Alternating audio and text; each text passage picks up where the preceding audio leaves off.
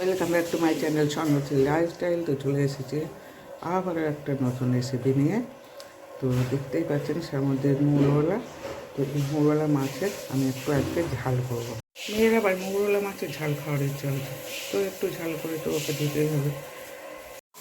দেখুন, লঙ্কা আদা রসুন আমি একসাথে বেটে নিচ্ছি।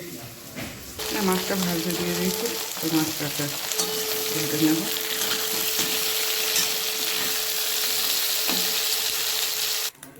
মাছ ভাজার তেলটার মধ্যে আমি দিয়ে দিলাম পাঁচফোড়ন, আর দিলাম পেঁয়াজ, এর মধ্যে দিয়ে দিলাম আলু আর টমেটো আলু আর ডিম দিয়ে ভালো করে কষে নেব। এবার দিয়ে দেবো বেটে রাখা আদা রসুন আর কাঁচা লঙ্কা,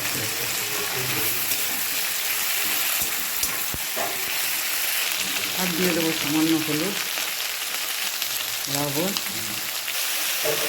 কষে নিয়েছি।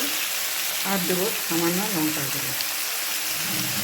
এর মধ্যে দিয়ে দেবো ভেজে রাখা মাছ দিয়ে। এবার এটাকে কষে নিই। তারপর আমি কষে নিয়েছি। এবার এর মধ্যে জল দিয়ে দেবো, জল দিয়ে দেবো। এরকম পরিমাণ জল দিয়েছি।